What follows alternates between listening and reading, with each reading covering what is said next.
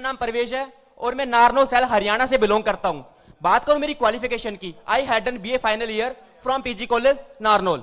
यहां से मैंने क्या अचीवमेंट किया ये तो मैं लास्ट में डिस्कस करूंगा बहुत ही कम समय में, लेकिन उससे पहले मैं सबसे पहले धन्यवाद करना चाहूंगा मिस्टर अशोक भाटिया सर और राजविंदर कौर मैडम का, जिन्होंने एक ऐसा कंसेप्ट तैयार किया, एक ऐसा प्लान प्रेजेंटेशन तैयार किया जिस पर चलकर हर एक इंसान अपनी जिंदगी को बेहतर और बेहतर से बेहतरीन बना सकता है। दोस्तों मुझे ऐसा लगता है हर एक इंसान की जिंदगी में एक ऐसा समय जरूर आता है, एक ऐसा क्षण, ऐसा पल जरूर आता है, उस समय इंसान टूट जाता है। जिंदगी में कामयाबी का कोई भी रास्ता नजर नहीं आता, उसके सारे सपने टूट जाते हैं और उस दौरान वह कामयाबी का कोई भी रास्ता चूज नहीं कर पाता, वह उसका बहुत ज्यादा बुरा समय होता है। और ऐसे समय में आकर के कोई आपका हाथ पकड़े और कंधे से कंधे मिला करके ये कहे भाई आज से तू टेंशन मत ले, तेरे जितने भी सपने पूरे करवाने की जिम्मेदारी आज से मेरी है, मुझे ऐसा लगता है वह इंसान किसी भगवान के रूप से कम नहीं है। एग्री करोगे मेरी बात है, यस और नो? एक इंडियन कहावत है, बता नहीं किस रूप में हमको नारायण मिल जाएगा, तो ऐसे ही नारायण मुझे भी मिले थे, वो कोई और नहीं हम सब लोगों के बीच बैठे मेरी अपलाइन मेरे महागुरु मिस्टर दिनेश सर। वो समय कुछ ऐसा था, उस समय मुझे ना पैसे की बहुत ज्यादा जरूरत थी और पैसा कमाने के लिए मैंने कुछ ट्रेडिशनल वर्क भी किया। सच बताऊं तो वहां फेल हो गया, कुछ भी रास्ता नजर नहीं आ रहा था, लेकिन माइंड में एक चीज जरूर थी, मुझे 10 से 15 हजार रुपए की जॉब मिल जाए जिससे मैं अपनी डेली रूटीन की जरूरतें पूरी कर सकूं। और जॉब करने के लिए मैंने 1-2 इंटरव्यूज भी दिए। सच बताऊं तो मैं वहां भी फेल हो गया, मुझे कुछ भी समझ में नहीं आ रहा था लाइफ का क्या होगा क्या नहीं होगा। लेकिन सच बताऊं मेरी जिंदगी में एक बहुत बड़ा बदलाव आता है जब मैं एक सेमिनार में जाता हूं, और वह सेमिनार नेटवर्क मार्केटिंग का सेमिनार था। आज भी मुझे याद है उस सेमिनार में जाकर के चुपचाप से मैं बीच में बैठ गया। इसका भी कोई ना कोई कारण था, बहुत बड़ा रीजन था। आगे मैं इसलिए नहीं बैठा क्योंकि मुझे डर बड़ा लगता है कोई कभी कोई क्वेश्चन पुट आउट ना कर रहे, क्योंकि स्टार्टिंग से बैक बेंचर्स रहे हैं। और पीछे मैं इसलिए नहीं बैठा, अगर मैं सेमिनार में आ ही गया हूं तो मेरे यहाँ पे आने का क्या कारण, अगर मैं कुछ चीज समझ ही नहीं पाऊंगा तो चुपचाप से जाकर मैं बीच में बैठ गया। और बीच में बैठा बैठा मैं सोच रहा था कोई लेक्चरर या फिर कोई प्रोफेसर आएगा जो हमें लाइफ के बारे में बताएगा कि आप अपनी जिंदगी को कैसे अच्छा बना सकते हैं, अपनी जिंदगी में अच्छा कैरियर कैसे बना सकते हैं। सच बताऊं तो उसका हुआ उल्टा। एक 19-20 साल का लड़का आता है और लोग उसके लिए क्लैपिंग करते हैं, लेकिन उस टाइम में मैं सोच रहा था यार ये मुझे बताएगा लाइफ के बारे में कि अच्छी लाइफ कैसे जी सकते हैं, एक अच्छा कैरियर कैसे बना सकते हैं, इसको तो मैं ही नहीं समझा दूंगा। क्योंकि इंडिया की एक मेंटेलिटी होती है, कोई भी एक बड़ी उम्र का व्यक्ति छोटे उम्र के व्यक्ति से सीखना नहीं चाहता, कुछ ऐसी भी मेंटेलिटी मेरी थी।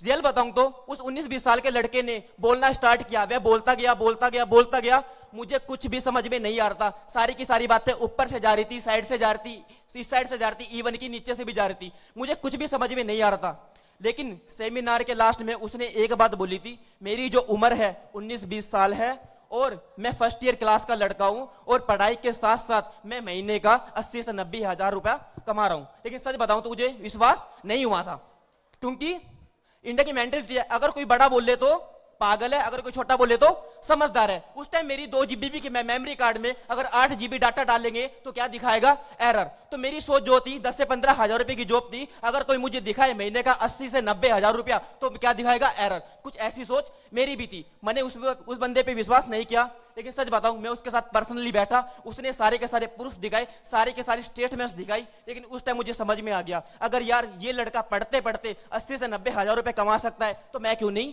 कमा सकता, मैं भी कर सकता हूं ये कोई। तो उस टाइम मैंने इस इंडस्ट्री को ज्वाइन किया। लेकिन सच बताऊं इस इंडस्ट्री को ज्वाइन करने के बाद मैंने अपने घर वालों को भी बातें बोली, यार बड़े बड़े चेक्स तो ऐसे आएंगे, मतलब लाख लाख रुपए के चेक ऐसे आएंगे, 2-2 लाख रुपए के चेक तो ऐसे आएंगे। लेकिन घर वाले बोलने लगे यार तू तो पागल हो गया है। और रियल बताऊं मैंने अपने दोस्तों को कलाटी का प्लान शेयर किया, सब लोग मेरा मजाक उड़ाने लग गए। रियल बताऊं मुझे नहीं पता जिन्होंने मेरा मजाक उड़ाया था वो लोग कहां पे है, लेकिन जिसका मजाक उड़ाया गया था वो आज लोगों के सामने खड़ा है। लेकिन उस टाइम एक बात समझ में आई, अगर मैं कर सकता हूं, अगर कलाटे को ज्वाइन करके अगर कोई दिनेश सर बन सकता है या फिर मंजोष सर बन सकता है, शुभम सर बन सकता है, रिंकेश सर बन सकता है, तो हर कोई इंसान वहां से उठ करके यहां तक आ सकता है। जब एक कर सकता है तो दूसरा क्यों नहीं, हर कोई तो कर सकता है। सिस्टम तो सेम है ना, प्लान भी सेम है, मार्केट भी सेम है, प्रेजेंटेशन भी सेम है, तो फिर अलग क्या है, अलग से हम लोग बंदे हैं। अगर हम लोग ही अपनी लाइफ को सीरियस नहीं लेंगे तो फिर कौन लेगा। सारी चीजें सेम है, पैकेज सेम है, सिस्टम सेम है, प्लान सेम है, प्रोडक्ट सेम है। एग्री करोगे मेरी बात से, यस और नो? फिर एग्री को फिर अलग क्या है, अलग से सिर्फ और सिर्फ बंदे हैं।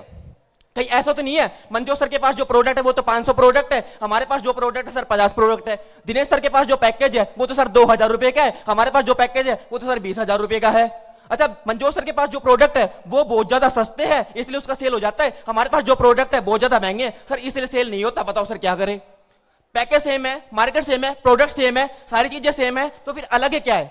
फिर फर्क है क्या है? फर्क सिर्फ हमारी सोच में है।